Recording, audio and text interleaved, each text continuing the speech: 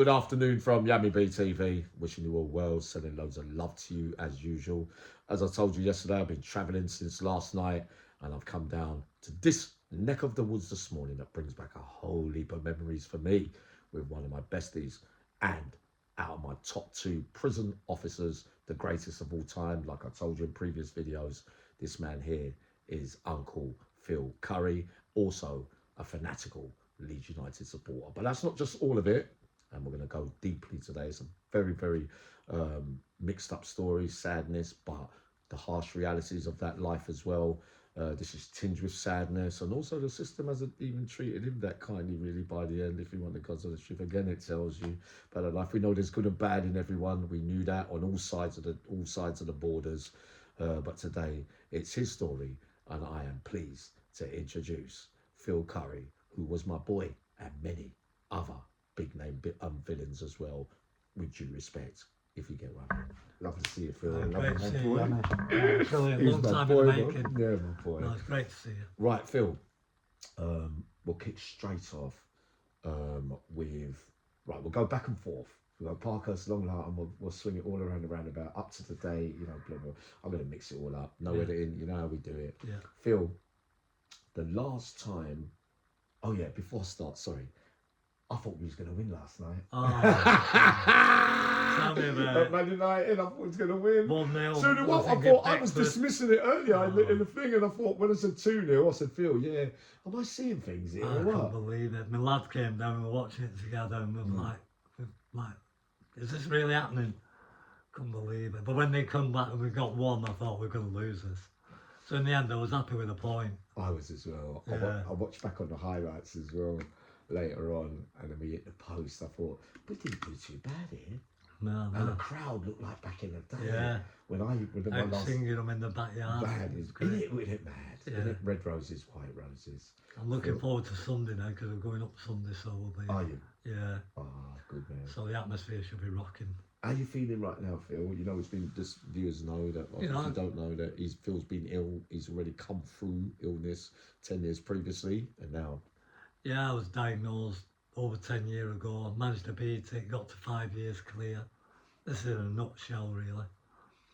And then got back to work. I had to have all my teeth out. Went back to work with no teeth for like 5 months. But you know what? I never got any problems off prisoners, or obviously they were just really, some of them were just so sad to see me like that. Did you go back to prison, Phil? Yeah, I went back to work. Yeah, went back to work with no teeth. I went back to work for 5 years after cancer. Where? At Long Lartin. Did you? Yeah, What years? I went back there after my cancer treatment. I got diagnosed in 2012, October. Yeah. And my treatment finished in January, just before my daughter's first birthday. Oh. And then I went back to Long Lartin about 7 or 8 months after that. But in the meantime, I'd had my teeth removed and everything. Went back for a little period. Oh. And part of the radiotherapy can rot your jaw and your teeth. So they said to me, you're going to have the whole rack removed. So I had to go to Plymouth for hyperbaric oxygen therapy to strengthen the jaw. I had all my teeth out, went back to work, got it all settled down, went back to work, was back at work 5 years, loving the job again really. Although I've got to be honest, some prisoners didn't even recognise me. Even some that had seen me just before going off duty.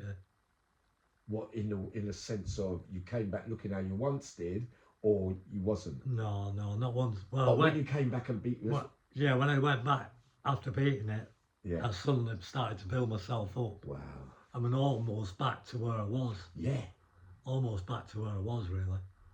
But then when I had to have the teeth out a few months after, it makes all your face sag. You know, you see your grandma, I used to look at my grandma with no teeth. Yeah. I used to look at her and think, hell, well, the whole face changes. Yeah, Phil. And even now I've got these teeth in the Simon Cowell's. Yeah. You can still say they don't look the same as what I did, you know that. And most people would say, you know. used to win all the competitions. Yeah, I used to do everything really. Did you start training after you beat it the first time? You know, I trained through treatment for the first 3 weeks on chemo and radiotherapy. still trained. Every time I went to see my consultant, I said, I've got to start training again.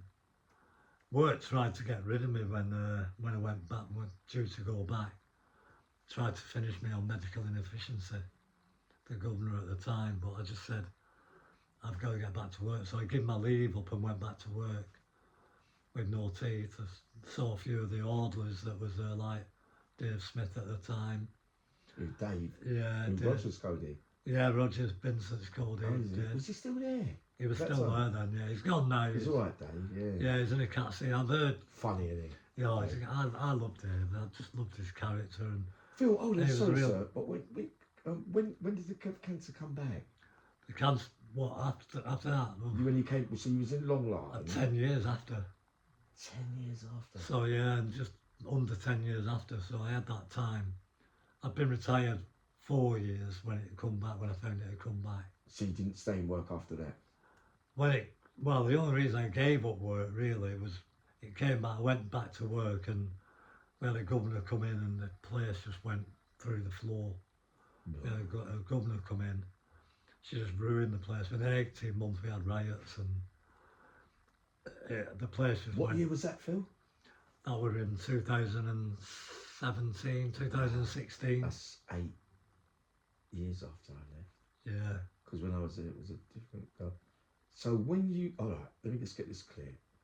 When the cats came back 4 years ago, Yeah. right? So you had the period of the resurrection, Yeah. the Rate Phil Currie, the Yeah. comeback is on, because you used to win all the competitions. And Yeah, I stuff come like back. I cycled up Montu and on the comeback. when I came back, and was back lifting the same weights as what I was before. Is it? Yeah. See, I didn't If I know showed about you, this. if I showed you photos before I had my teeth removed, you'd think it was just you wouldn't even think I'd had the cancer, to be honest. Seriously, Phil. Yeah. I was gutted. Because I didn't tell you today. When I was in Parkhurst, I got recalled. Remember you lot, those that have followed me for a little while. I got recalled after I left Long Lartin. Remember, they sent me on a local discharge to Yeah, I remember. Pentonville. Yeah. And they were talking about Al Qaeda, hitman. Because I just presumed that you was out then. No, really, because I Phil. spoke to you before going. I went to Pentonville, and remember they sent the Home Office there and saying that they want to assess me because they're saying that I'm going to be a hitman and a suicide, this and all that.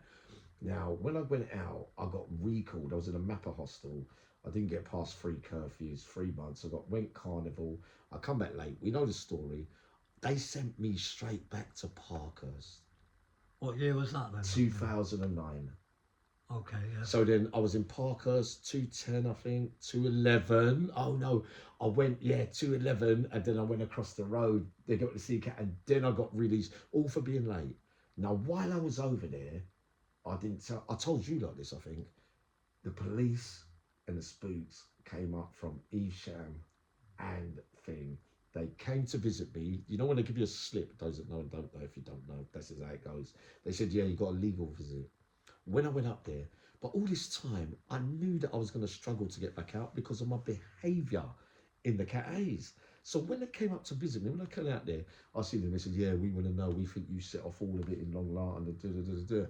This is me when I was sitting at the table, I said, God save the Queen, mate, I don't know what game you come up here to say, I didn't start anything with all the wars in Long Lartin. And it was like they were looking to get a charge out of the previous release. It was the same sentence, so they're holding it against me. And then I asked, I said, where's, is Uncle Phil still there? On the way out, this is him. He said, this is him. No, he's not. He said, that's what he said. He said he's not going to make. You know, he ain't. He's ill. See, that would have been before I was ill. So how would he say that? He said that to me. So that was I was 212. I wasn't diagnosed till 212. well, 212 was diagnosed. Yeah. Yeah, so it's either 11 or 12 he came to see me. All right. Yeah. So I'll get it because I'm trying to work out where I got moved from where to what because I was on recall 2.5 years. Yeah, from October. 2.9. So that's 2.11, 2.12. Ooh, it's a weird one that Phil. October Unless I've got a year, unless I'm a year out. Yeah, October 212 I was diagnosed. So I got released in 2.10, not 9. I started my treatment in December and finished it in January. So you beat that. Yeah. Came back, comeback trail. Yeah. Went back first. You was ill. Prisoner saw you. Dave Smith, etc. Then you got well again. Came back. Different governor. I'd had my teeth removed. Had your teeth removed. Went and had that done. Came back again.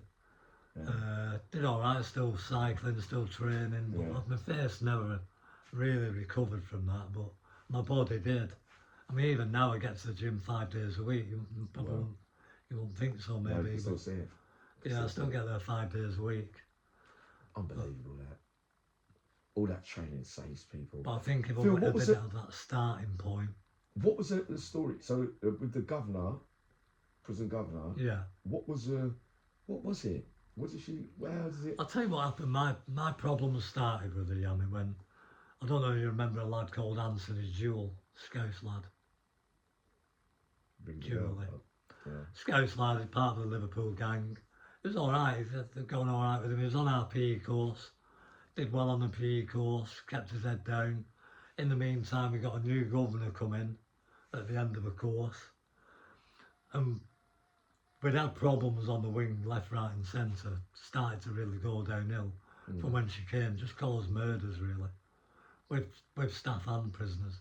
I'm the new person governor on the block. It's my way now. But my problems started with personally, and I didn't like her because of what she was doing to the prison. But personal problems started with her on this, that, you know, as you came to the gym door and you're coming through and you tick off the names. Yeah. Well, Julie came down, ticked his name off, spoke to him briefly. He went down to play football.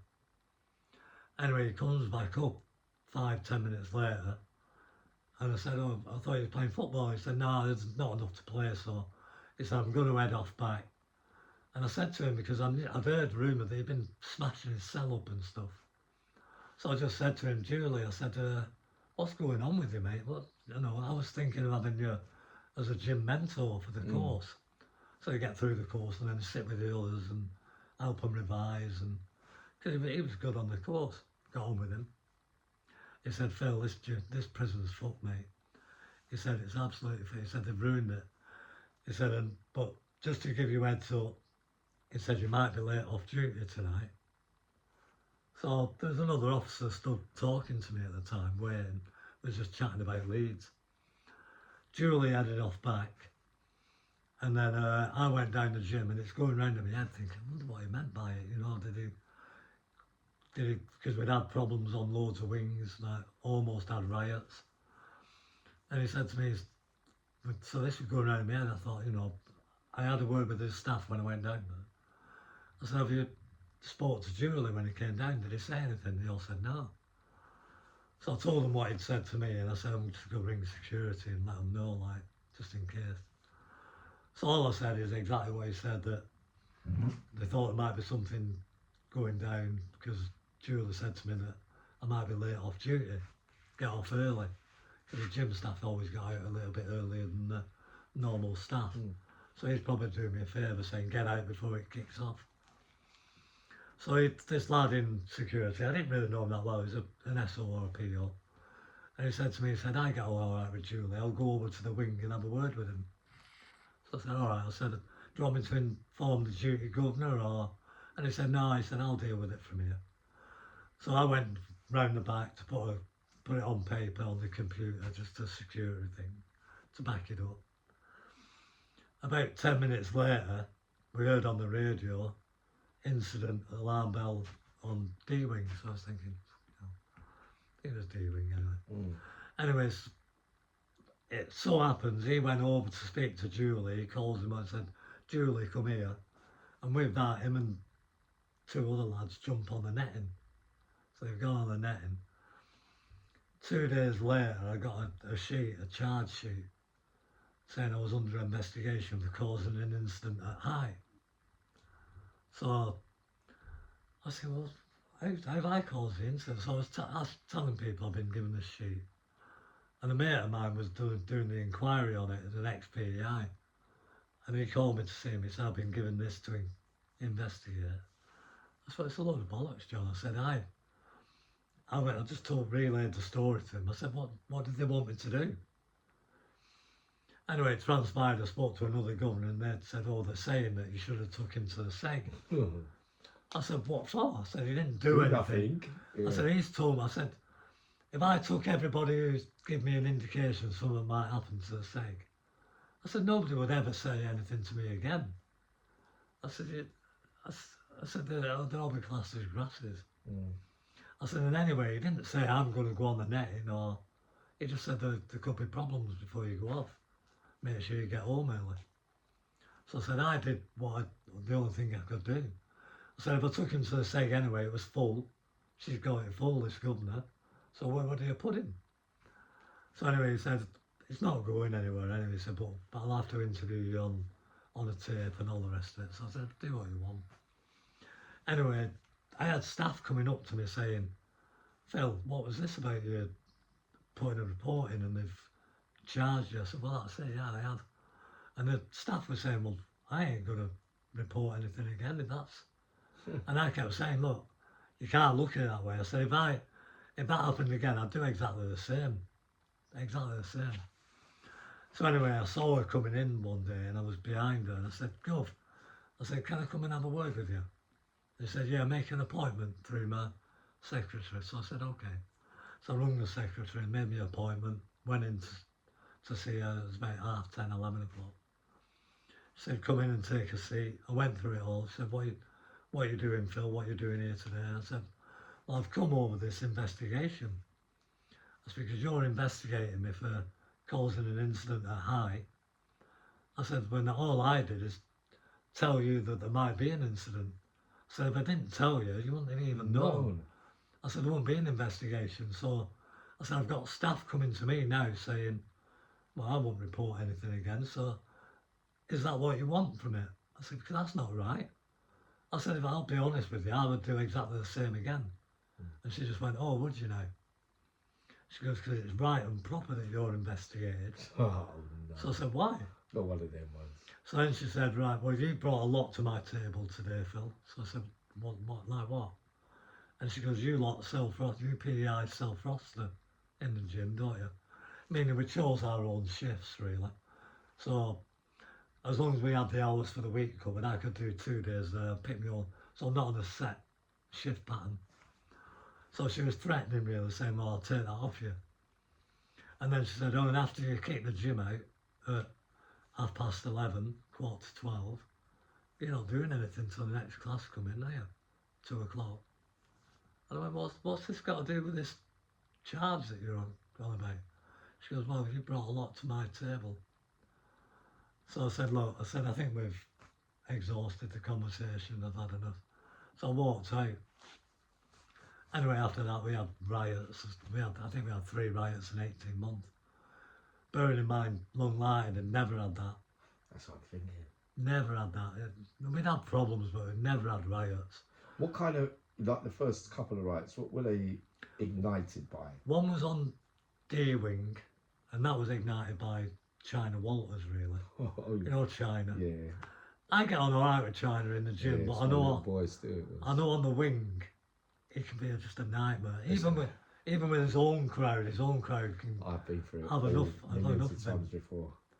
So anyway, it's causing dramas. Come back for enough. Yeah, well, people did, but he was causing problems because there was some people on the wing, who wanted to kill him. I know, there always is. And then you've got Creeper and a lad called Gray, who was looking after him really.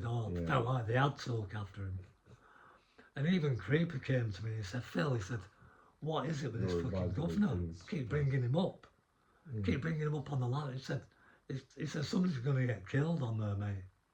He said, look, I'm not grass. I've told people, you bring him back, put him on another wing. Somebody's going to get killed.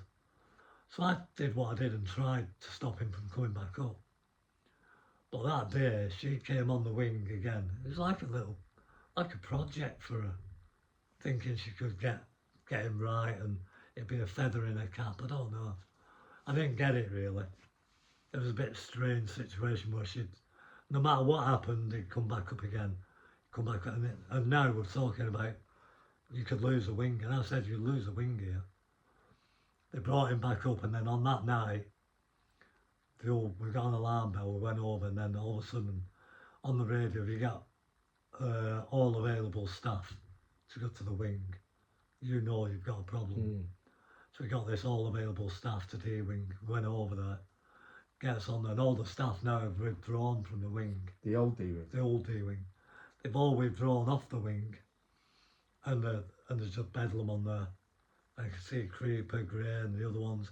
And I know what's going on because they're trying to stop China from being attacked. So anyway, I've seen all this before. So I went on and said, wait, I said, look, I'm going on. I said, if we don't go on now, we won't never get on again. So I went on and I said to Creeper, I said, Creeper, come on, everyone be behind the doors. Everyone went away, but all that was caused just because of our insistence of putting them on. We had that, and then we had another one on another wing, and there's just two idiots really, two druggies, and I can't even remember the names.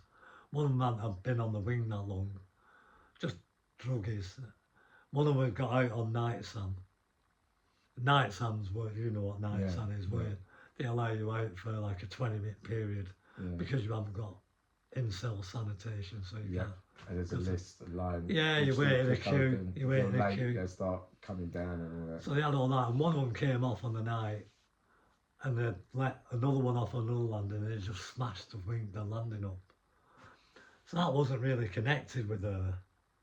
But the next day, she was saying, right, they're banged up for the day, but she weren't even letting people off for a shower for visits. Oh, fuck.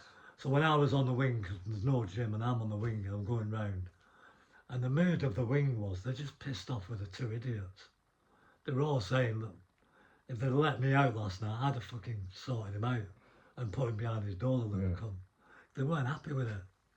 So that wasn't geared towards her, in fairness. But then the mood changed then as the day went on. Because people are saying, look, I've got a visit. So I was saying to Mick Bircham at the time, the SO on the wing. I said to Mick, I said, the mood at the minute is everybody's pissed off with them two who's fucked the day up, fucked the routine up.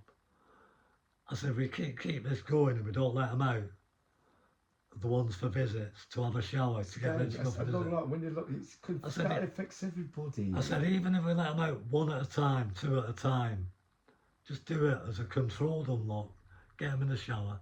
And he was going to a meeting and he said, all right, I'll mention it at the meeting. In the meantime, I went to another door and there's a lad in there and he's rattling. He's on methadone, he's rattling. he needs his drugs, mate. Yeah. And I said to him, oh, you all right? He said, no. I said, boss, I need my methadone.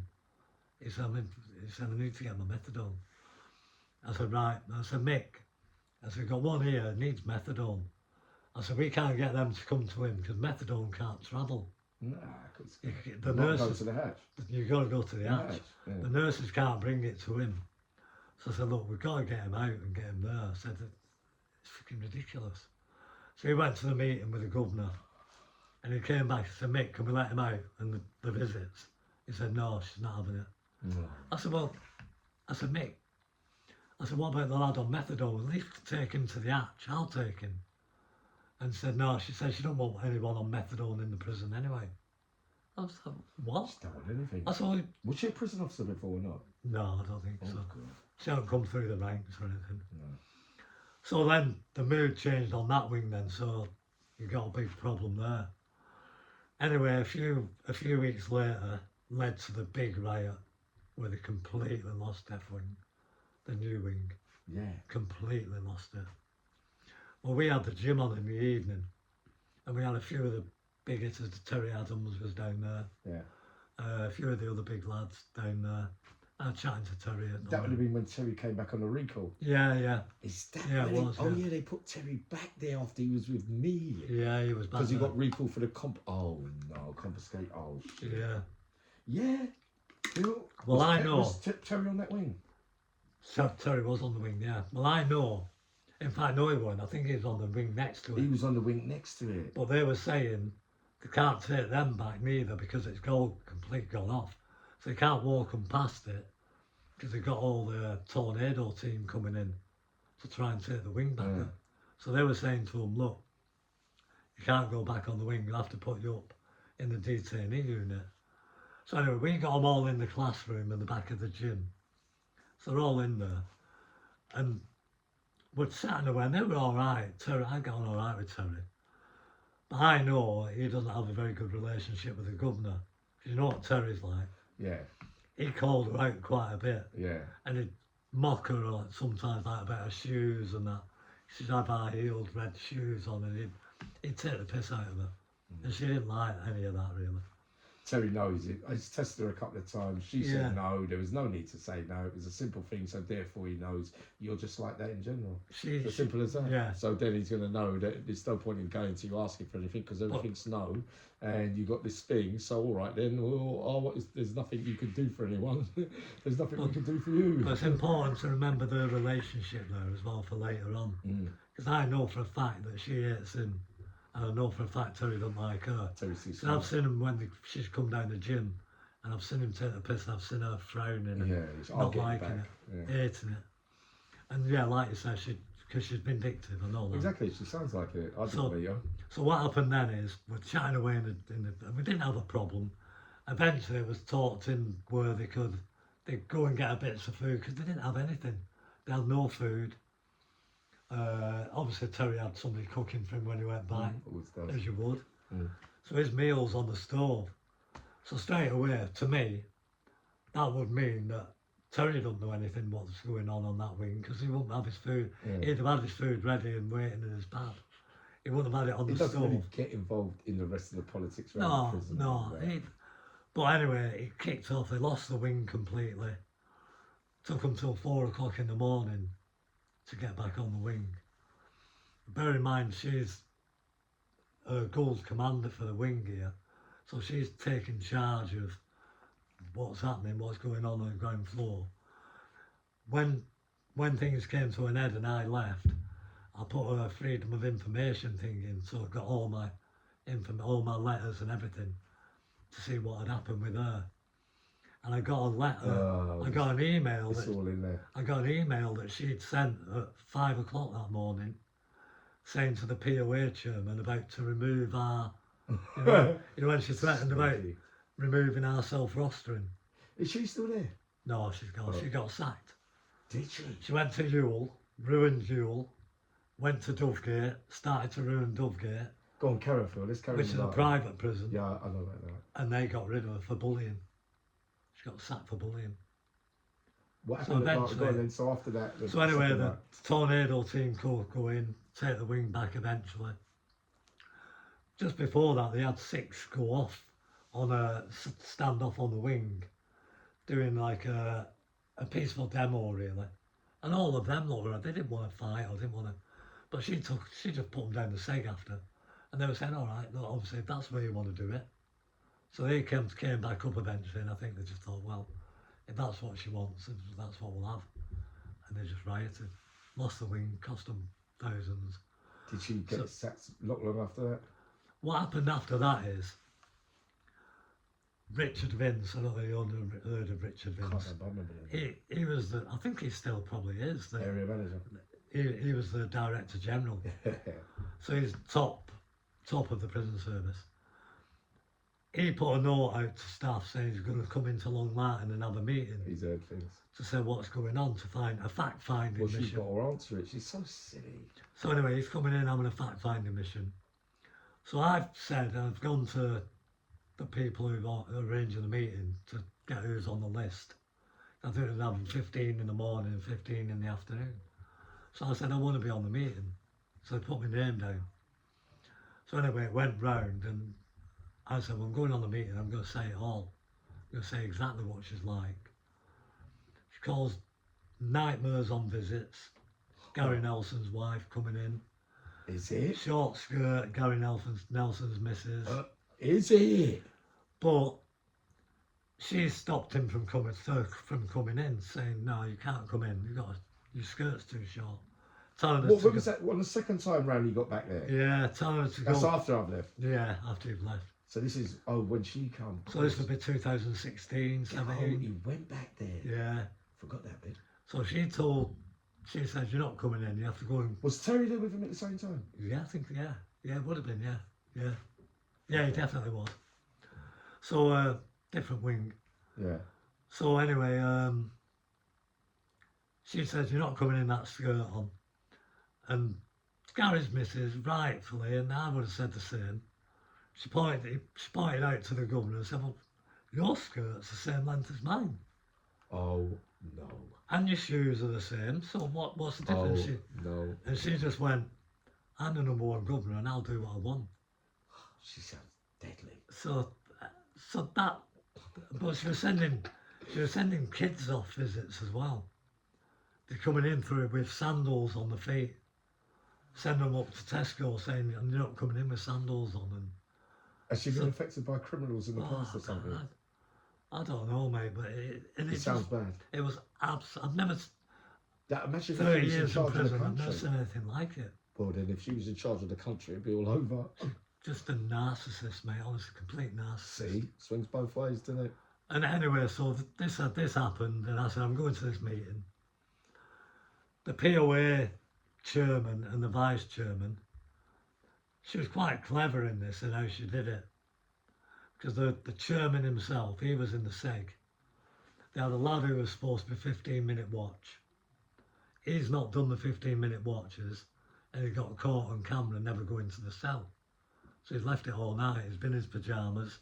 They've caught him on video when they've looked back. So he's on a charge now, which really, when you look at the charging me for what I did, and he kept his job, whereas anybody else would have been sacked.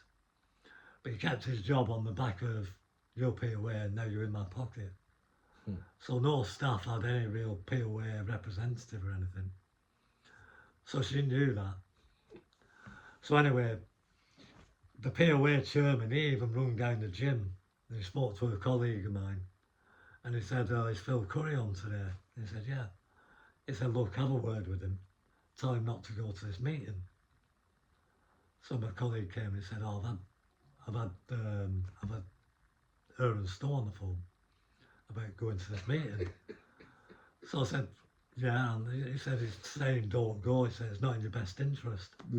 I said, I don't give a fuck. Well, I said, of course. I don't give a fuck whose interest it is in. I said, it might not be in mine. I suppose it's in the interest of the prison and the staff and the prisoners. So I'm going. So he just went off. And he rung him back and he said, look, I've spoke to Phil. He said, fuck off, he's going to the meeting. The next thing was, obviously, he's gone back and told her, no, he's saying he's going to the meeting. John Barry, he was ex-PEI John, he called me to his office as a governor now. So I goes up and he says, sit down, Phil. So I said, all right, John. He said, yeah. I said, I think I know what this is, John. So he said, I've been called up to the governor's office. I said, all right. He said, you know what's coming? I said, yeah, no, I know what's coming. He said, well, she's told me to use any influence I can to stop you going to the meeting. Yeah. So I said, John, it doesn't have to be a long conversation, this. I said, go back to her and tell her to get fucked. Because I'm going to the meeting. And I'm going to say it exactly as it is. Yeah. So anyway, he went back, told her. A couple of days later, bear in mind the meeting's only a couple of days away now, and all the staff are thinking, fucking hell, I've heard Phil's going to this meeting, he's gonna tell Richard Vince. So it was going round like wildfire, like. A couple of staff even give me some notes to give to, some anonymous letters to give to him. She was that frightened of her, she ruled by fear really. Sacked that many and just got rid of them. Wow. So they were saying, are you definitely going to this meeting? I said, yeah, I'm going, I don't care. So I've had cancer, so I've had my consultant. He's the only one who can say anything that frightens me. I'm not frightened of her. Of course. And especially the way she was when I went to see her.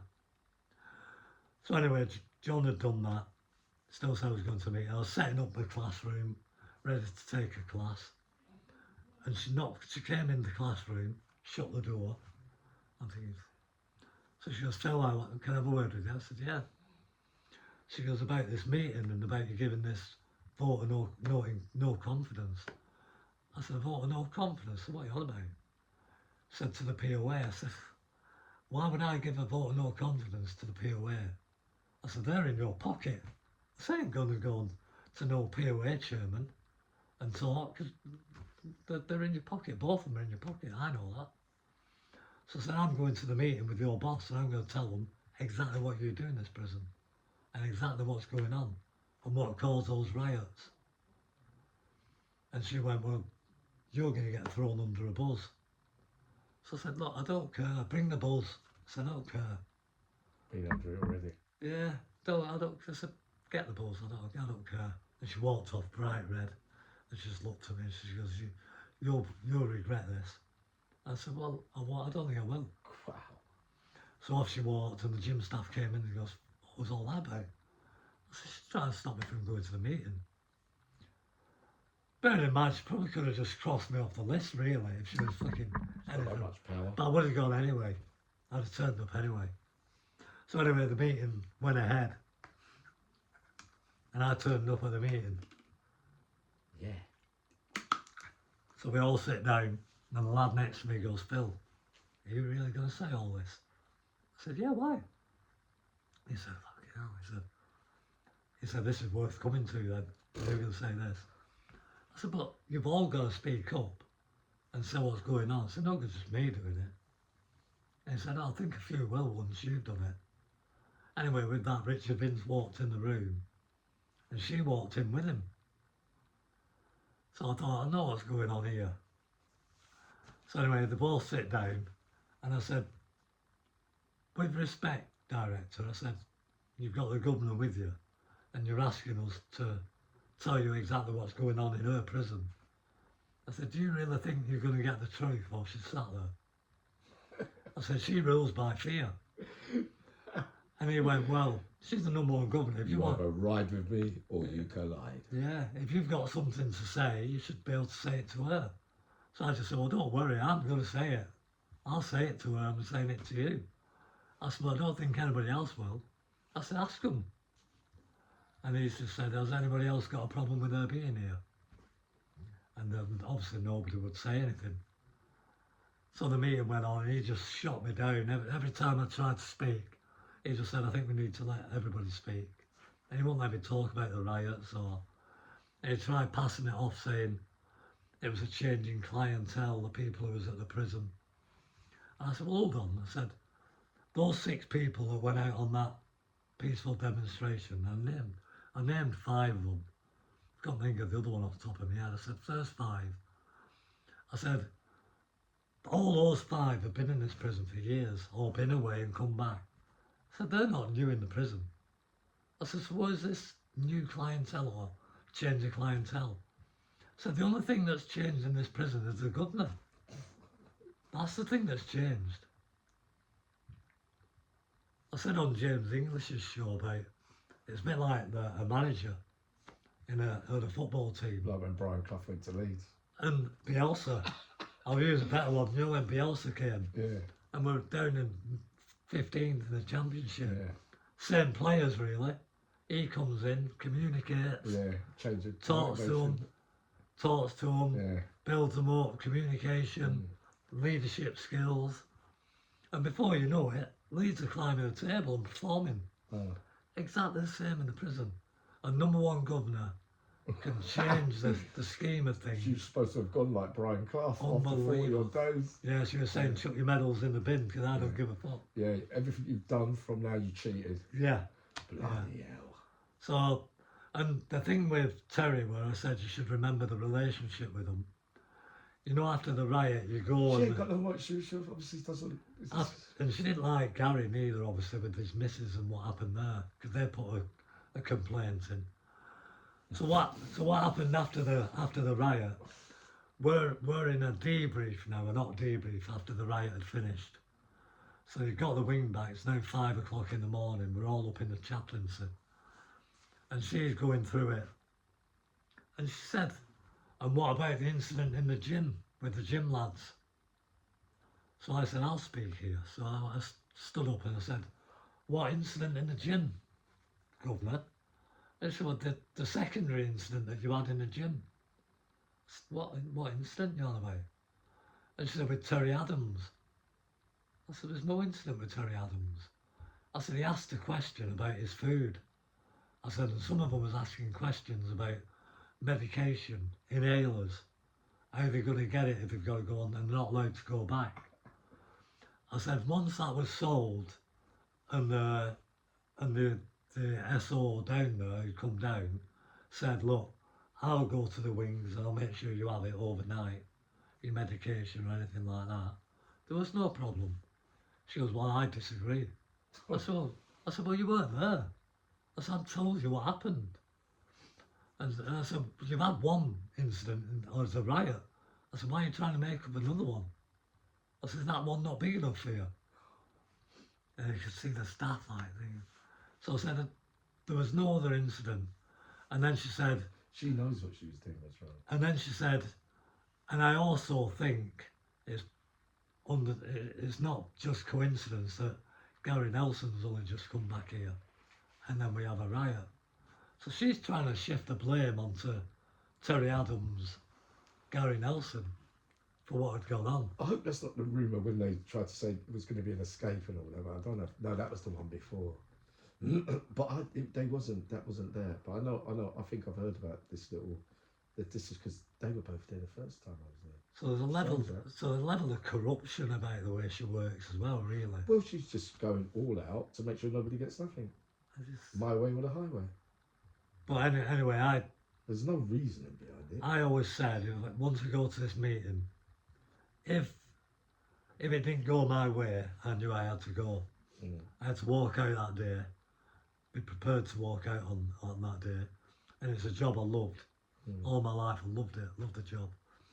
Loved the characters you meet. Had a great time all the way through my service. Never woke up not wanting to go to work. But I knew that day if I went and it didn't go my way, I have to walk away. Because otherwise she would have sacked me. She'd have found a reason to get rid of me. Even on the way out, somebody said to me, are you going training? I said, no, I said, this is me, I'm finished. He went, what? I said, I'm finished, mate, I'm not coming back. And everyone was like, oh, come on. I said, no, I've done my bit. It didn't go my way, he's backing her. I'll put a grievance in about it all. So I'll put a grievance in about the thing and all the rest of it. Anyway, I went sick from that day. And I already had a sick note. I got a sick note 2 weeks before. So I thought, if this doesn't go my way, I can't have her saying, you only went off because you pissed the Director General off. So I had a sick note ready before I went. So when she called me up for a sick monitoring meeting, she said, you only went off because you pissed the Director off. I said, look, I went off because I've had cancer and I'm recovering from it. And she said, you've had cancer, get on with it. Wicked cow. And I just said, look, that's the parting shot. I said, look, I'm a good look. Yeah. Cool, I bet it. But that's just how evil she was. You see what I mean now? When he's in a position, it's not just the inmates, the staff are shit scared as well, normally. Unless you stand up to them. So I put in this grievance and I took it all the way. But what happened is, I went for medical retirement and she kept trying to stop it, to sack me. Cool. She kept sending so you don't get the last bit. Kept sending an SO round to my door saying, I've been told you're driving. I said, what's wrong with driving, man? Nothing wrong with eyesight. Even disabled people are allowed cars. And she was saying, well, if he said he's been awake all night because there's no saliva, he shouldn't be driving, it's dangerous. She's fine looking. Because she saw I drop my wife off at the prison one day because she worked in the admin there. She's a fight back. Oh, God, madness. Anyway, a few weeks down the line, after all that, and I'm going through it, it went all through, but they moved her eventually to Ewell. So I think they knew. My grievance never went anywhere. She went Ewell? Yeah. Ladies? So it's not ladies, Ewell Grange. Oh, Blake and Hurst. Oh, Birmingham. Yeah, Blake and Hurst. It used to be 3 prisons there. Now it's Ewell. Yeah. So she went there eventually. So they moved her. And then she moved on from there to Dovegate and got sacked. But yeah, I got my medical retirement anyway. But I heard that she was banging stuff around in the office on the day she got the letter saying that I'd got this medical retirement. She's going to be after you still. I had to go in and she had to say, you've got your medical retirement. Why do you not sit outside with a gun in the car, Phil? I know. So I went in. When it's like that, it gets really... Yeah. Throughout all my years, I never felt any grievance towards any... Even when I got out, once you get out, you get over things. Yeah. Isn't it? But when I went in with her on that last day, she was said being all nice. the things she knew that was true. She said she was nice as pie, and she was saying, and for your health and all this, Phil, now, she said, better off just leaving the grievance. I said, look, forget the grievance, I'm carrying on with it. I don't care. So she said, well, you've got what you wanted, you got your... I said, I don't care, I'm carrying on with the grievance. And everybody kept saying to me, why are you doing the grievance? You've got medical retirement. I said, that's not what I wanted. I said, I lost my job, really. Yeah. I left my job for it. And she's not really, it's not a decent way to behave. No. Just because you've got a little bit of power. And to be honest, Yami, it made me think, you know, I'm thinking the number one governor would do this to a member of staff that's given 30 years service, unblemished service. What would she do to a prisoner? There wouldn't be no. What would she? Just be. I've met loads of. What would she be prepared to do? And it did make me think, you know. So Phil, all right then, let's go back to Parker. Said what? Yeah, happier days. Right. So, the one question that's been asked of me in messages and that since you've done James English, because I haven't looked at the whole podcast. Yeah.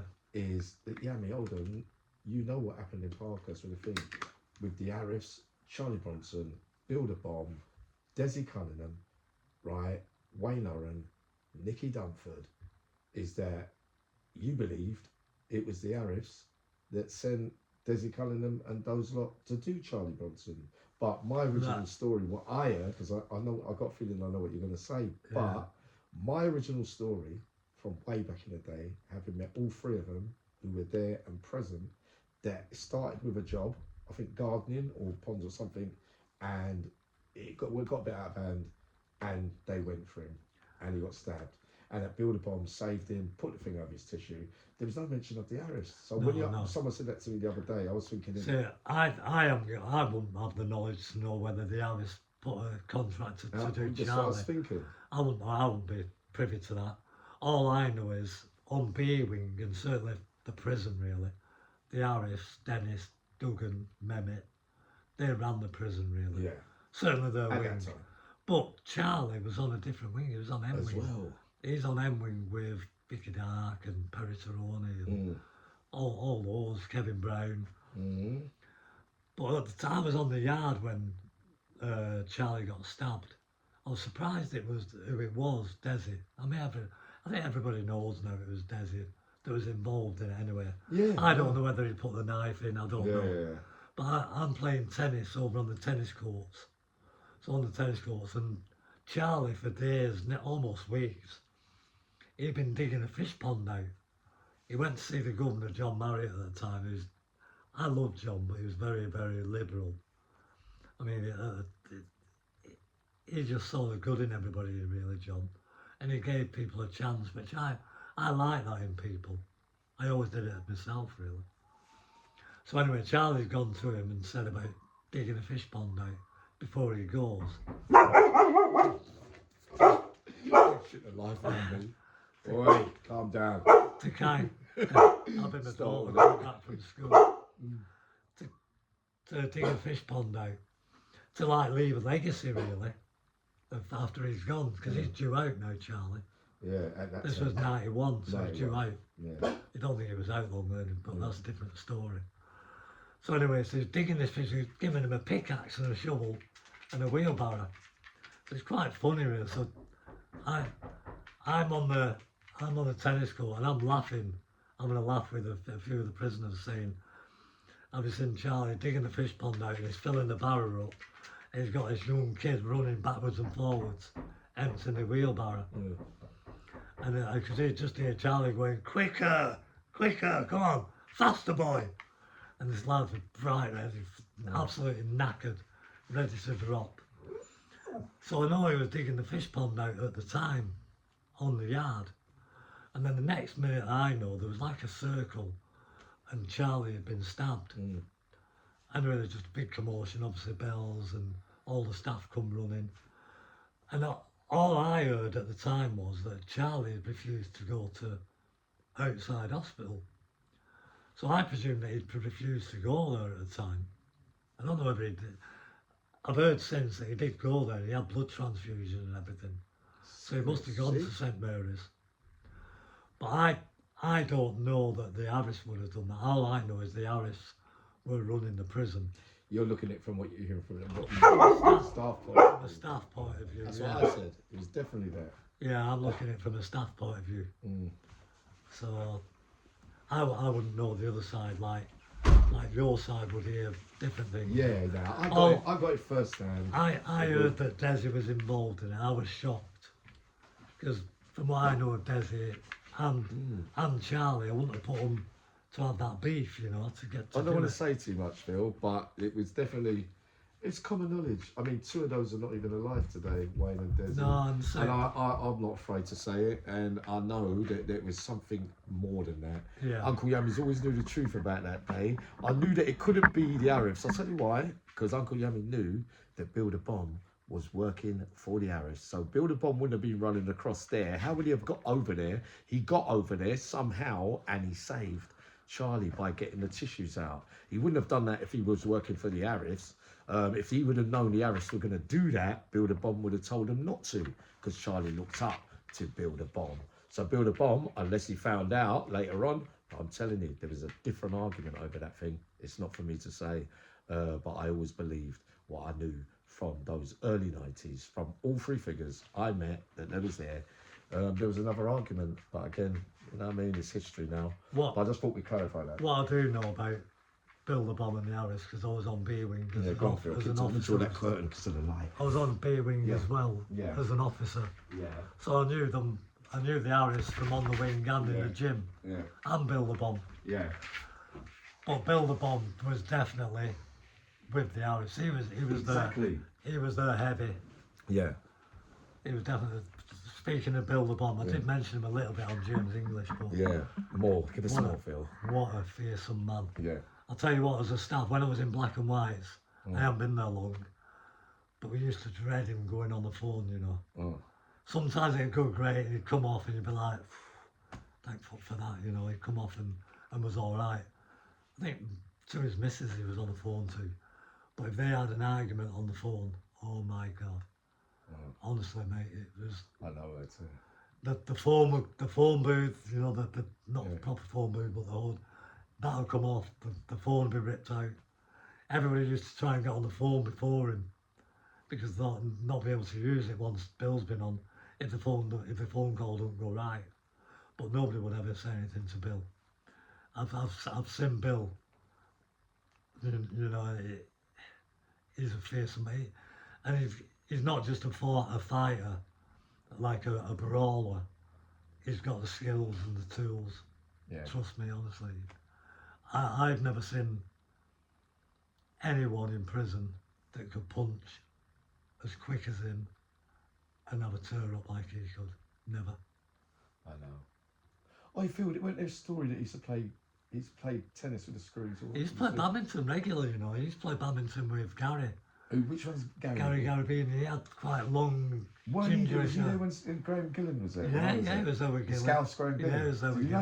Gillen. Yeah, Oh, yeah, I saw you I play worked, Gillen. I worked with Graham Gillen for only a few months, and then I left for Lartin. I tell you that they said that I sent someone down to McDonald's to meet him with the dog, but he never. They tried to stitch him up. and- He never brought nothing in for me. I never heard He was that, proper you know. stuff. He was But funny. I Yeah, never they heard did. that, The but I police spoke- come to try and get me. They swagged me out. But I spoke to Gilly. It must have been after He got that. suspended a bit, and then he got his job back. His house got raided about His 2 house o'clock got in the raided. morning. That was me, Phil. It was me over allegedly me and H. His house Right, got raided. and that's His what house got happened. The raided. dog, he meant to have the meeting outside McDonald's, and he was meant to have brought in a parcel at Christmas.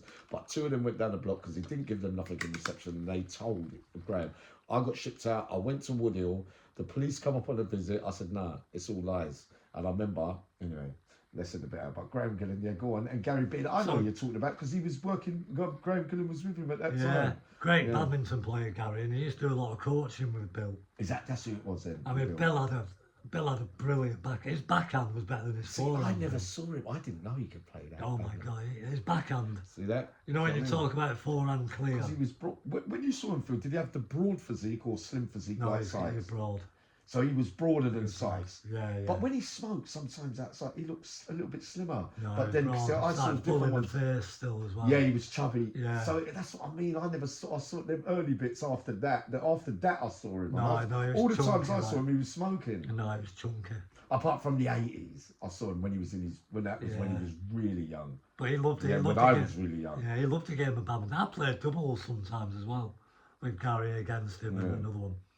So, but when I just finished my PE course, Obviously I was at Parker's, I went go on my PE course for 26 weeks and come back. So when I came back, I liked refereeing the football. Well, Gary had been out and ref the football. He hated it, Gary. He was more into the rugby and that and didn't like the football. So it could be quite confrontational as well, because of all the bets that went on. But I loved it. I liked football. I liked being a part of it, really. I liked it.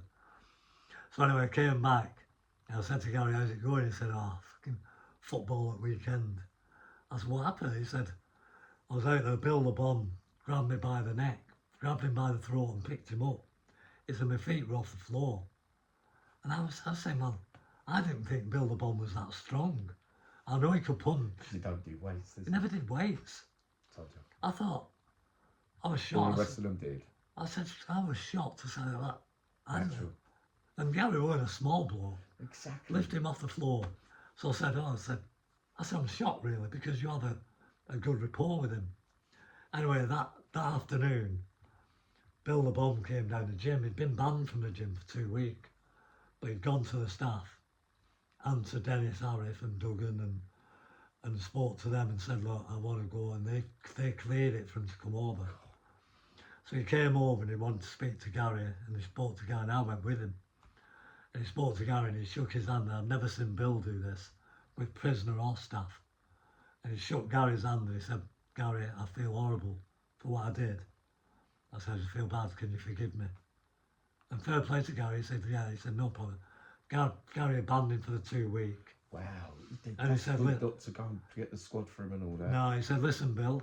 That's how it was with him, especially in the Vale. He used to have the front door keys. He said, you can come back down the gym I'm glad tomorrow. you clarified that. Yeah. I feel when the Irish used to bet on the gambling with the football out there as well. I swear someone died out there once or something. I was refereeing. dying. I was refereeing one day, Yummy, right? Because I remember passing through briefly. The football was notorious there, mate. The football pitch, I don't know if you saw the pitch there. Yeah, the latter bit. When I got there, it was closed. It Was just it? got The workshops. Yeah. Oh no, I was there when the football pitch, but I was only there. Was that when Vici and all that was there? Yeah. But I thought I was only there a few weeks. Was Palmer there? Gigi. No. Goldfinger. No, he weren't. Brian Robinson was there. Brian Robertson. That's Brink Snap. Yeah, he was there. He was in with Vici in the unit. Gigi. Oh no, I went there for 12 weeks though. Come across from Albany, and then I went back there again when it was BCAT. Gigi was in the SSU. He didn't come on the wing though, at some stage. I never saw him go on the wing. No, not Gigi. Oh, it was Albany. Yeah, not Gigi. He never went on the wing there. It was Albany then. I didn't even know he'd been in Albany because he was in the SSU like the. No, but after the SSU, he wasn't for the whole time. Surely he couldn't have fit well. Anyway, it don't matter. Yeah, I think he went on escort from the Irish used to gamble all the things. Back to Italy. I'm sure he went from the SSU. Wow. Back to Italy. So I had a couple of friends that did the escort. I swear he got out of the SSU at some stage. No, I don't think he did, you know. He would have had to. They used to cook. So what about the 4 ounces of... No, he was opposite me, Phil. Oh, you would have gone. Yeah, I see. I No, can't you remember would have Gigi gone. coming out of the unit. No. No. So it was Albany. I always get confused. I used to go on the unit. I used to play a bit of chess. No, Phil, he definitely was that once. Because I go on the unit sometimes, and if Brian weren't training, Brian Robinson, I do a bit of weights with him. But sometimes nobody would train, because there's only a few on there. They had their own little gym. And Gigi came to me one day, he said, how about training the brain today then, youngster? And I said, as I laughed. And he just said, I'll get my chess set. He loved playing chess, and he brought a chess set, and we had a few games of chess, like. What about, all right. So anyway, the football. Yeah, the football. The football pitch was like a 2-foot drop off the wall. That's the touch line. So it's like, it was like a rollerball like that, mate. Honestly, it was mad. So you could go in for sliding tackles and go off the pitch onto the concrete where the workshops were. But the bets that used to go on there, it was, wow, you could just tell the atmosphere with a knife on the top. Everybody would be out there cheering it on because the pitch was quite small and it run almost on a triangle. So you only had like 8 aside, so it got narrower at one end of the pitch. So one end of the pitch, you only took corners with a throw-in. Yeah. Because it was too small. But anyway, Dennis used to always play, even though he weren't the best player, but he did. Like, you know, he Yeah. cat ace as well. Yeah. Nobody was going to tackle him anyway. Man, I've told you like that. Nobody's tackling Dennis anyway. But I gone well with Dennis. I like Dennis. I liked all the Irish, by the way. I know you do. Especially Duggan. Yeah. Duggan. They all like Duggan. That was a heyday then. I made a mistake on one of those podcasts about the thing that happened in Albany. That wasn't right. No, there wasn't no hit there. I don't know why I listened to that story there. So my apologies for that. I took it down anyway, I think, as far as I remember. Yeah, but the football, I'm out there waiting to referee this one day, and I'd heard there was loads of bets going off on it. It was like the two best teams. I think it might have even been North and South. So you've got Dennis on the south, and you've got all the Northerners. Yeah, they were always used to beat us. Feisty affairs. Yeah, but they were better. Yeah, the Northerners used to win. Yeah, in up Whiteman, they always used to go. And they didn't like me. Except the odd win though. They didn't like me refereeing it neither because I'm Northern, so I thought I was biased. So anyway, so I'm waiting out there, and Dennis is saying, "Hey." You get called all kind of names. It's a terrible prison. Dennis has pulled me and he said, "No fucking cheating. You know you're a Northerner." So I was having a laugh with it. And we're waiting for this Scouse lad to come out. And they're all going, "Where's Scouser? Where the fuck's Scouse?" And this Scouse lad could play football. One of the best at the time on the wings. So they're saying, "Where's Scouse? Where's Scouse?" Next minute we hear the alarm bell. On the walk to the yard, he'd had his throat cut. And they reckon it was just to even the odds up for the game. That's how, the money, the bets. That's how notorious it was. I wonder what footballer that was. I bet that wasn't.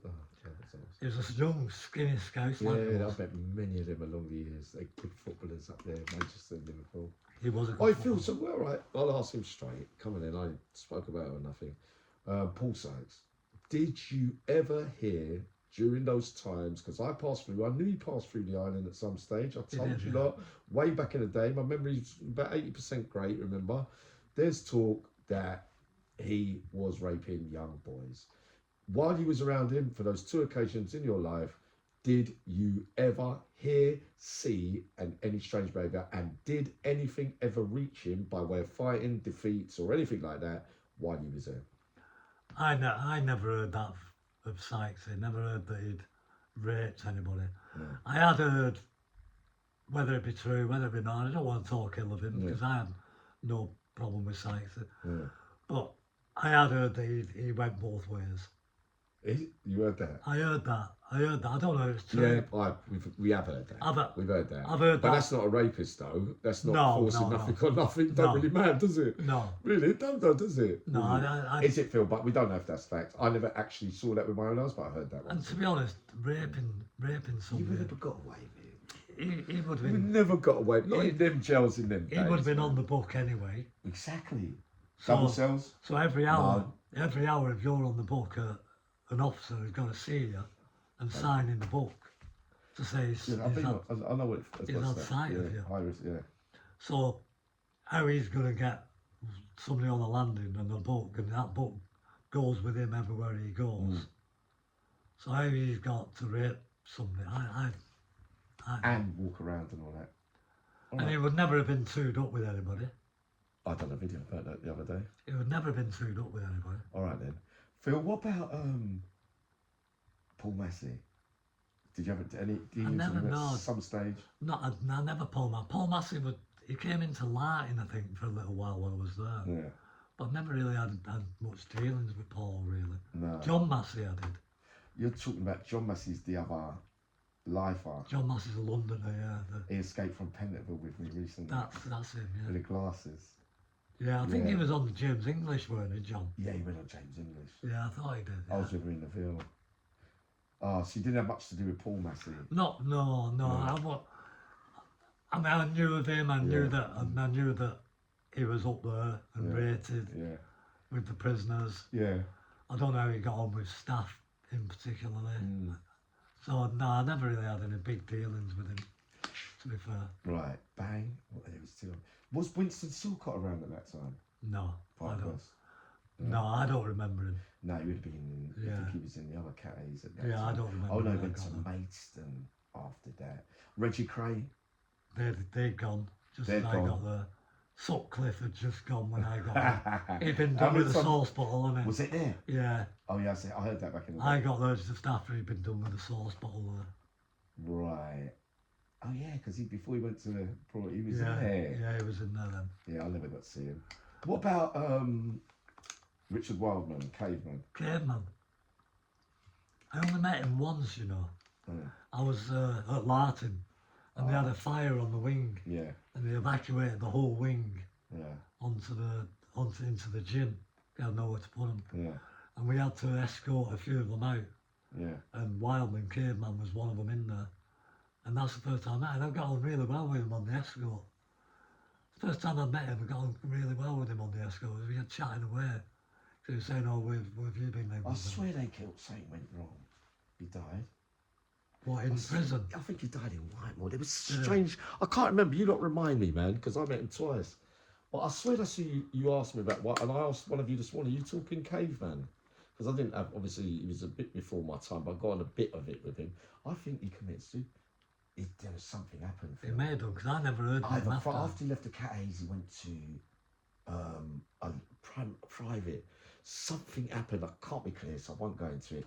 But I've got a feeling there's something happening in strange circumstances again, like there's economy. Yeah, yeah. How was your feelings on that when you heard that? Again, I was as shocked at that as I was that hearing that he was the one that stabbed Charlie. Commit suicide? Never have put him down as committing suicide. Never. That was a shock. You never came across Gail Croxton, did you? No. You missed No. that. What about someone from Bolton called John Barber? Ah, John.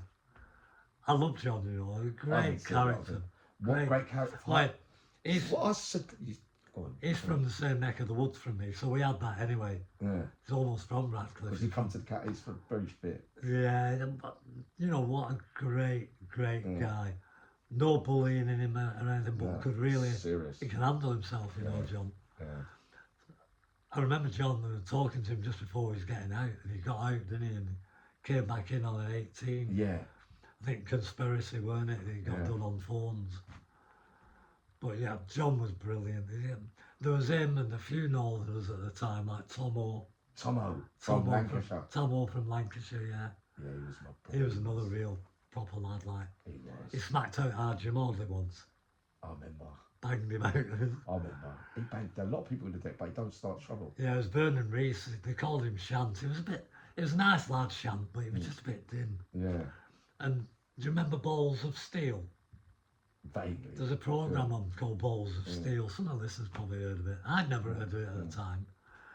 Because Tomo came up to me one day, he goes, "Hey Phil, fancy a bum?" And I was like laughing. I go, "What the fuck are you on about?"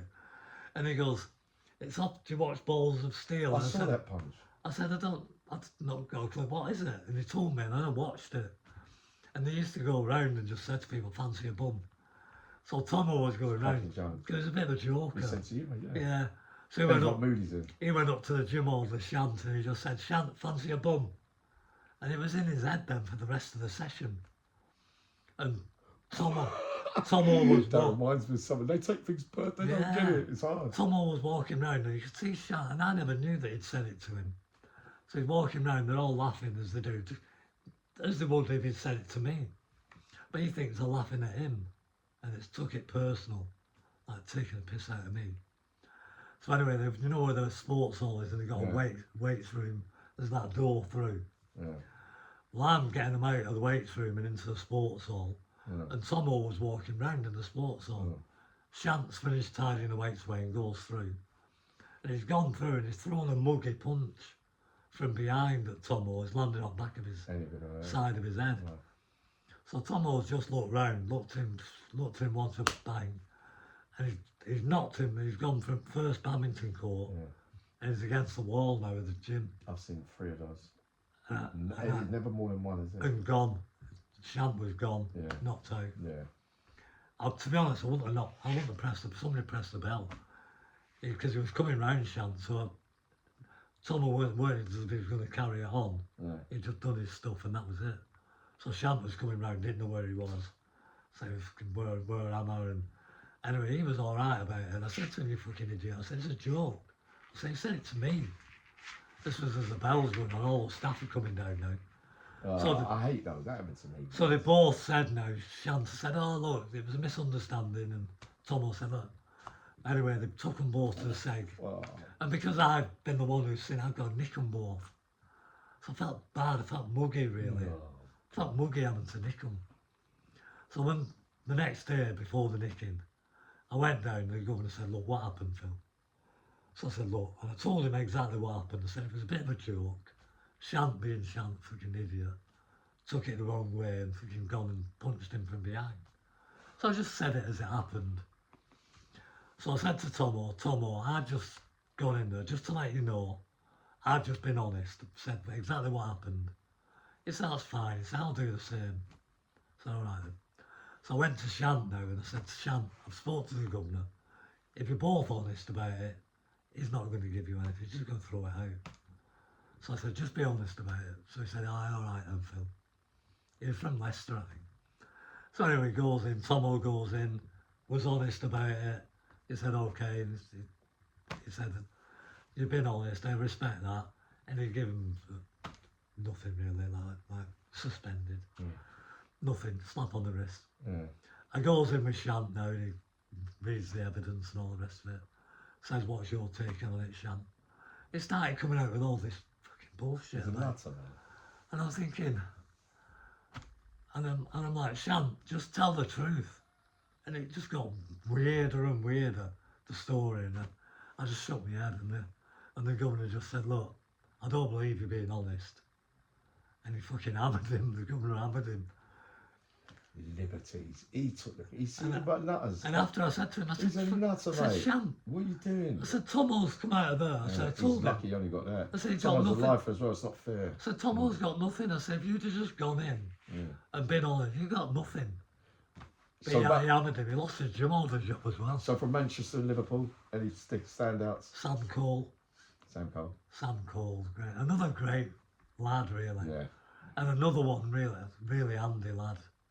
I think he'd be up there with my most handy lads in the prisons. Good footballer. Yeah. Captain for a while as well. Good footballer, good centre half. Yeah, I'd have him as one of my. I think I can't remember, he was Audley for a while, Sam. But yeah, I really like him. He's a good lad, Sam was.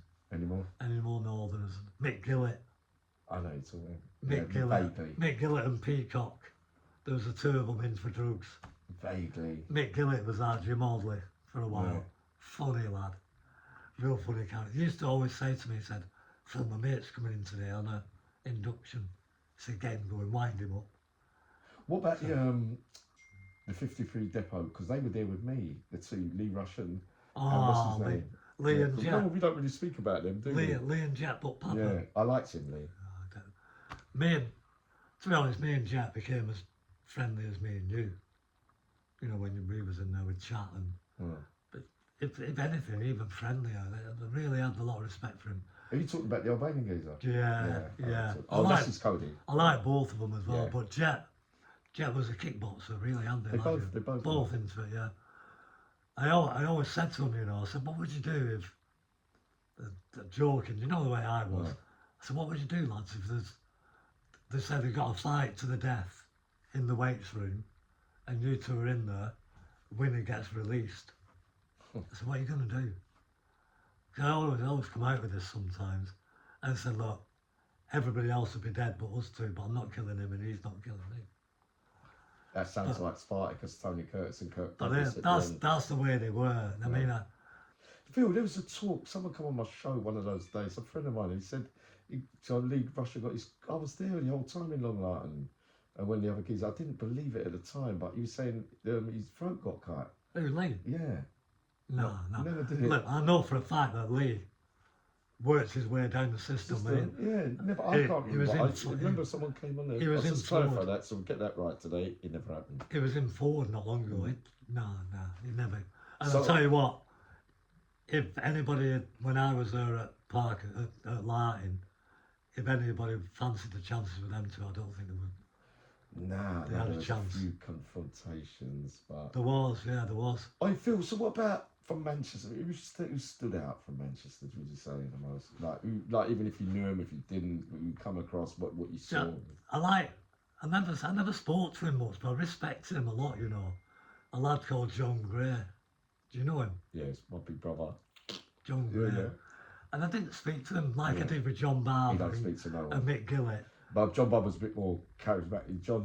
John's like that outside. I probably spoke to Sean, his training partner, more. Oh, Sean Blackman. Sean Jackman. Jackman. Jackman. Yeah, he was strong. I probably spoke to Sean more. Yeah. So with that, Mick had said 1 or 2 words, but you could always tell Mick was a bit standoffish. I swear when I was there, John, when they come from, and he told the government, obviously before she come in, because I was there with him. He threatened to knock one out. That's right, the jaw. He threatened to knock one out. Backed out. Yes, didn't he? They did. I think he clobbered one, didn't he? He threatened to knock the governor out. That's what I mean. They left it. They didn't jump on him. No. He was down the seg for a little while over that. The same. I'm not going to mention. I'll tell you what, John could have a row, you know. You just knew he had that air about him, John. Yeah. And I liked him. I liked a lot of the old characters, you know. Billy Tobin and Charlie Cray and... Charlie Cray, yeah, Billy Tobin was probably... Billy Gentry, if you go back even further, at Parkhurst. We used to have the over 40s at Parkhurst. And we used to have Johnny Hilton, Billy Gentry... Johnny Hilton. Ronnie Easterbrook. Ronnie's... What a sight, all these, yeah, rest in peace, Ronnie. Vic Dark. Vic Dark. Vic was a bit like John Gray. They didn't talk to... I spoke to... Oh, that's a good point. I spoke to Vic more when he moved on to Long Lartin later. Yeah. Because he'd lost a lot of weight and started doing more circuits. Everybody goes up and down, you know. When he was at Parkhurst, he was massive. And I was big at Parkhurst and I'd lost a lot of weight through cycling and stuff. Yeah, I remember you used to go up and down. And then... Size and weight. We all did. So we got talking a little bit on that. And I always liked Vic as well, because I liked him for his training. I saw a lot of him, but you see him do a lot of bag work and that, and he could move. Yes, he's good on the pads as well. Yeah, and his legs and that. Yeah, he was good on the pads. Yeah. Andy Shacklady? Oh, yeah. I like Andy, Me and Andy used to always have it on volleyball. Yeah. He loved volleyball, Andy, so I'd always get him down. I'd always get him down. And he's only quite small, isn't he, Andy?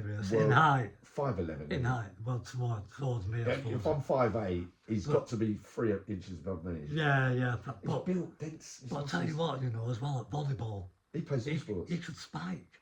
Yeah. He'd get above it. So he That's probably wasn't. What he could do all sports. His legs were massive. He probably wasn't as small as I think. No. Because he could spike as well. He could get up and spike. Yeah, he pitched. You know why? Because he's wide and depth. Yeah. And he's got them hands. So we had loads of banter on the volleyball line. He'd take a lot to put him away. I liked Andy Shack. So did and I know he could have a row and all. Yeah, I know so. I know he could have a row. I know so.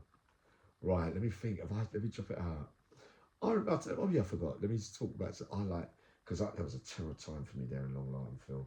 That was when I was switching. There was a lot of pressure on me. It was probably my greatest. Not where I dragged somebody off you in the gym. Yeah, when you felt it that day, danger in him. Yeah. One day I punched the big geezer in the mouth. I forgot to say. But I weren't really being serious. But he ended up. He was about 20 stone, but he fell on top of me. But he weren't going to hit me. But he was holding my shoulders. But it looked like I was going to get done that day. But I remember you both pulled the arm off and said, "Oh, get off him." Yeah, I'm in danger with that. Oh, yeah, but my favourites. I wonder if what happened to them? Julianne, Welsh lady, Miss Lex. She's one of my best friends, Julianne. Is it? It's one of my best friends. What about no, I never liked them. Husband, that Mr. B and no, I forget them anyway. Who did I like? Haley, Julianne. I love Julianne. Miss Lex. Julianne was properly Welsh girl. She's funny, she is. One time, when I was clean for a few, and you remember my muscles used to come back all the time for you. Remember, it used to look like I was out, and then all of a sudden, I just look. I used to do the buffeting when I had a job now and again, and they used to walk past them too. They used to go, "Yummy, pick up that bit.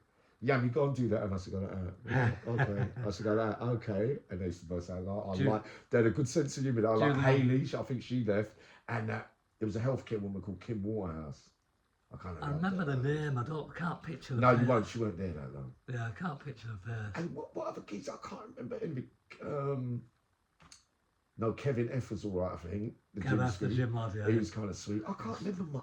It's like my brain's gone. So good bit of mine. I was there long. Kenny Noy was there when you was there, wasn't he? Kenny Noy was there, yeah. Because he was there when I was there as well. Yeah. He was everywhere. Kenny was another one who didn't really talk with staff, did he, Kenny? No.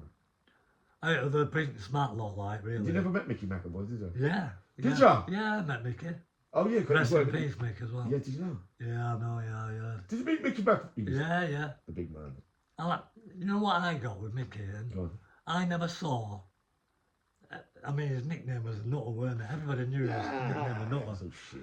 I never saw that. They all rallied around him. Oh, no, all the yeah. ones we say this big, they thought. That's I like Mickey. I told you, I did. Wait, I've just finished reading his nephew's book. I Have you seen his book? It's I a read good it. book. I didn't Good see book. much in it. I sent my regards. I was really unhappy about that. What about? Did you ever come across Squeaky McCann? He died in prison. Don't Gotcha. remember that. No. Tall. I'm sure you did, Phil. Squeaky You would have seen him in Parkhurst. Squeaky McCann. On the first sentence before he got to life, he was tall, 6 foot odd. You've forgotten. Yeah, I forgot. You forgot. I would. Yeah, rest in If he was peace. there when I was there, I would have known. You would. Yeah. You would have. Very up at quiet and then thing. Could switch when it really mattered as What well. about Barry Williams? Yeah, but I was Remember Barry? I was partners with him then. Where? Yeah, what Barry. Robin. He weren't big, but he could have a round, couldn't Well, it depends what Barry turns up. He Yeah. could cause upsets. he? Could he? Yeah, no, he wins a lot of the time, but Yeah, he against certain pieces he wouldn't win. Yeah, he could. But then- No, he didn't. But in certain times, though, he would fight everyone, though. Yeah. I know. Because it He's only the shocked, smart. it shocked me when I heard that he could have a right row, really. No, he can. Yeah. He could, but there's other Like I say, people it around better. depends. Yeah. But then because of the way, I don't know, in the early days, it's up to Barry he was a threat. He's got to Yeah. go down. He's got to go down as a bit of somebody, really. He was brave. Yeah. He never run those. He could box, couldn't he? Yeah, he could box. I know he's not got no He's got a weight. long with him, reach. Yeah, but he does. He can. He gets big. He gets up and down Yeah, like me. yeah. Depends what he's doing, Phil. Yeah. Sometimes it looks like he's falling apart, and then the next minute you didn't see. What depends what times you saw him. Another one I liked as well, a bit of a character. It's quiet, but he was a character. Remember Martin Valentine? Yeah, Big, I liked big lump Martin. wasn't Come back with a life. I'm so sorry for he? Martin. I like Martin. So did I. His mate as well, Clyde McGee. Yeah, Charlie McGee. No, not Charlie. Oh, Clive. Clive McGee was his big mate. Yeah. There was at Parkhurst and there was at Long Lartin. See, I missed that first run. I saw him on the line. Oh no, I was in Wandsworth when he was a lifter. He's a gentleman, that Martin. Yeah, he is. He was strong. He's enough. a big, strong lad. But he don't throw it back. Yeah, and he was fit and all, you know. He could play football. Remember? Rowing machine he was good on. You wouldn't believe that he'd be able to go out. It's strange, isn't it, when you look at people, Phil? Oi, what about Charlie McGee or John McFadden? Charlie McGee, oh my God, I used to dread him coming in the gym, you know, Charlie. He was hyper, wasn't God rest his soul, yeah. he? Yeah. But he just switched like that, Charlie. So, didn't he have the fight? That Ferdy crept up on him, didn't he? Yeah. But they got Ferdy for that. Yeah, he did. Ferdy was the. I mean, he was well in with all, like, Perry Terrell. Yeah, that's what I mean. His character. Kev John Brown, McFadden. you know, Yeah. John McFadden, was he? Yeah, he was could do. Charlie, I didn't see much of him, but I was young. But he looked fiery to me. He looked hyper. He was good to have down the scene. Yeah. If you had me, Perry Geroni, John McFadden, all of us down the block, you know time's going to go past. Yeah. Perry was And just, especially we got Bronson down there as well. Perry was just funny. I found him funny. Yeah, Perry didn't have to do anything. He just had a bit of quick-witted, weren't he? He was boss. It reminded me a bit of you. He had that Yeah. charm. He's That just some charm. funny ones. He spot things on my love, man. Yeah, he did. he was quick. Perry. I loved him, I did. Nah, I did. Perry was proper stuff, mate. I remember I go back different places with him from when I was young. Perry. Oh, I don't even know if he's still about. He was in goal. Do you not all the remember time. Elton John, do you, Starsky? No. He didn't come round to Lartin. He did come to Lartin for a bit near the end before he got back out. What about the Yardies? Oh, Some of yeah, the you got Yardies. Aussies. Who do you remember? I know who my favourite was. Esco would be my favourite. I never knew him the longest. I knew Mima a bit longer and Skurdum. Scared him. Skurdum just never got a word in with him, could you? He was I a liked sort of him, bad man Skurdum. thing. I liked him too. But Esco would be my number one. I had some funny stories with Esco. Yeah. Funny stories. We did a cell spin with him once, you know. Shut the wing down, thought there was something on the... Shut the gym down. We had to go on the wing. Mm. And there was me, Kevin, I think it might have been Trigger, doing a spin on his cell. So you know what it's like, you take him out, ask him if he's got anything unauthorised, put him in the TV room, Oh. and when they're in the TV room, you search the pads and everything. I said, all right, let's go, where's the porn? You know as you do. He'd go off, he didn't say something, did a spin on him, very thorough. Yeah. Yeah, I mean, you know what I mean? Yeah. So we found the porn anyway. So he did a very thorough spin on him at the end of it, because I used to always wind him up. Like when I'm rubbing him down, I'd give his arse cheeks a squeeze or something. And he'd go, get off, batty boy, batty boy. Give it all that. So anyway, Trig said, I'll go and get him. So all right, he went and got him, and I got in his bed. So I'd unbuttoned my shirt and took it down, so it looked like I was naked. Oh, no. So he's come in, and then my mate, Kev F, he's on his toilet pretending to have a shit. So he's walked in and he goes... All the things that he takes his pride in, the bed and the toilet, he never nicked in for nothing. So he came in and he goes, what the... He said, get out of my fucking bed, batty boy, batty boy. Yeah. So it was that. Another time he's down in the gym. He's going for a piss and I've clocked him like... You know the toilets in the gym's got that little half cover on there so you can see the torso from the next one. So I snuck in the next one like he's having a piss in the urine, not in the urine, in the toilet. So I've gone in next and he took a quick glance like that and looked forward. Like he does. Yeah, he didn't want to look at me. So with that I've got this Men's Health magazine. It's got this bloke with topless little skimpy things on. So I've gone to him. They hate that kind of stuff. So he's like, looked at me and said, Esco, do you want this? Yeah. And he's gone, fuck off, you bad boy, you bad boy. So anyway, so he's just gone mad. But I had that with him all the time. He used to always say to me, Phil, get us a gym job. So he used to always say, Phil, get us a job. I said, there's no gym. I'd have had him, because I liked him. Because he was kind of quite, he didn't really, but if he was the big man for him. Yeah, he was, yeah. So anyway, he asked for a gym job. I said, I'll get you a gym job, Esco. I said, because we're looking for one now. I said, but we've got a black gym orderly. So we've got a white gym orderly. We've got a Welsh gym orderly. We had Tufty. Remember Tufty? Wow, yeah. So we had Tufty, the Welsh lad. So I said, we need an homosexual. He went, what? I said, he said, fuck off, Phil. He said, never, man. So I said, no, I said, you don't have to be. I said, just on the interview with the governor and that, just you need to pretend to be gay. He said, you fucking got the wrong man, mate. He said, they're fucking... I'm not into that. I said, I thought you wanted a gym job. He said, fuck that. He said, I'll stay in the warehouse. He said that. But yeah, he's funny. I liked it. Who's the toughest Welshman, Phil? Welshman? I think you would say as a Welshman. I know he was winning all the fights when I was there, but you would have seen many more over the years, didn't you? See that? Morris. Who's that? That? Luxie. Luxie? Yeah. Yeah, bottled, didn't he? Yeah, he did, yeah. See, I never met that many real... He won a lot of fights in there, didn't he? But look, I went in on his escort, Luxie. Yeah. On his case. Yeah. And God rest his soul as well. Yeah. He's the only escort, Yami, between you and me, and everybody viewing now. Yeah. But he's the only escort that I went on and come away, I think, believing he didn't do it. I think that sounds about right.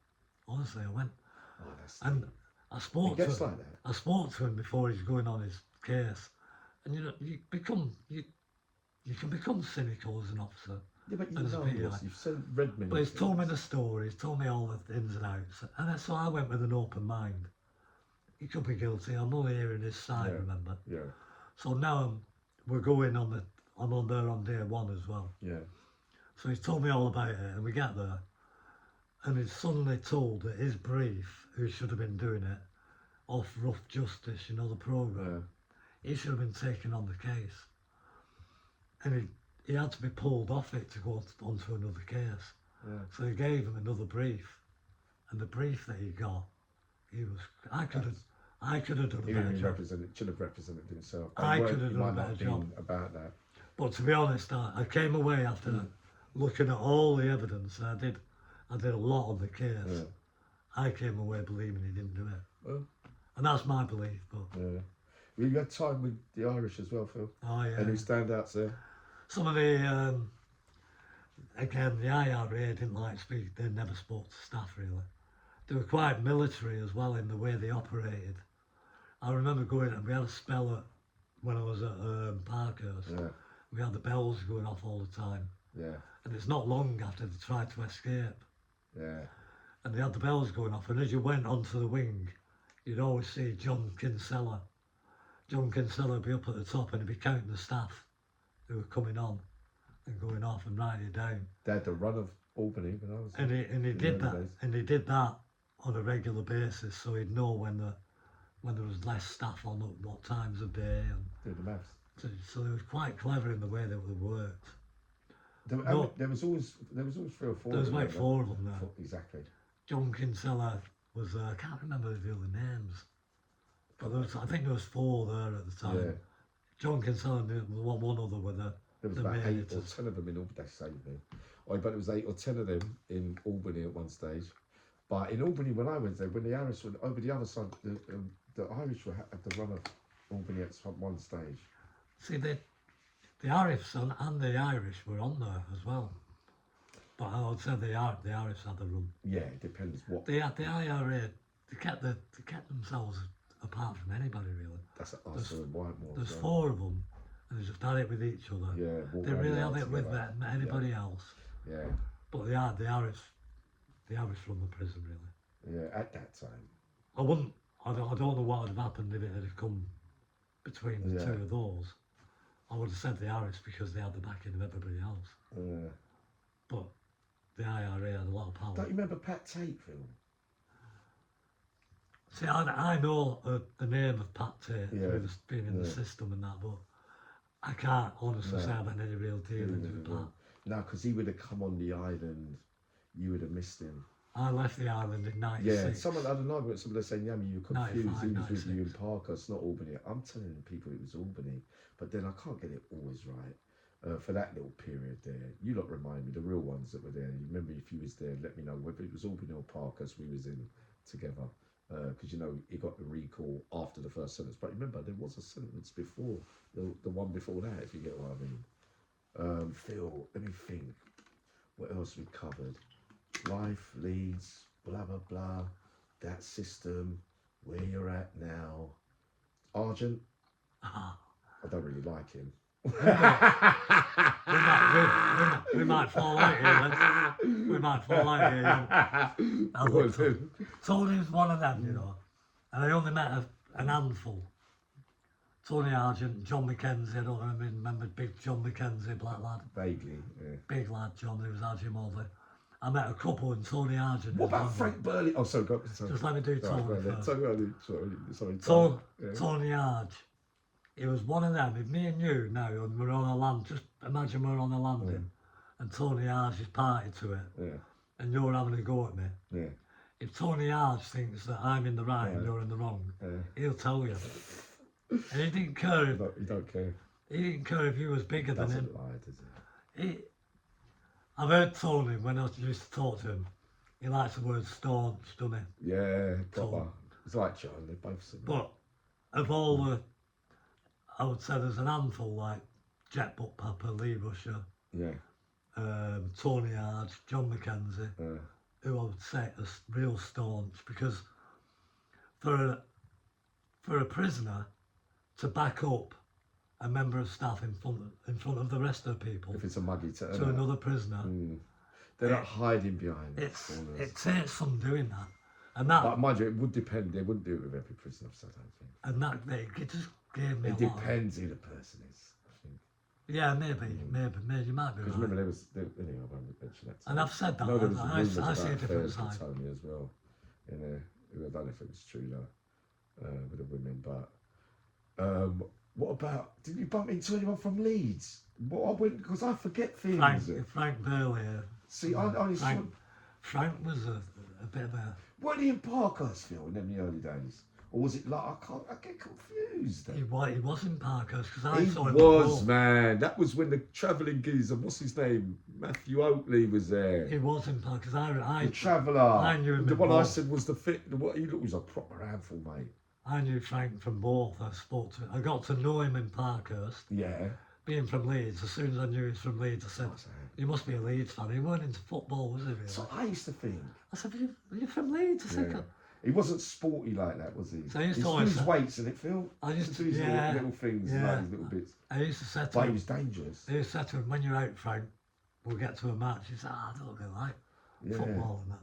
But I got on really well. And Did you have the curly hair then? yeah, he had the curly hair. But I like Frank.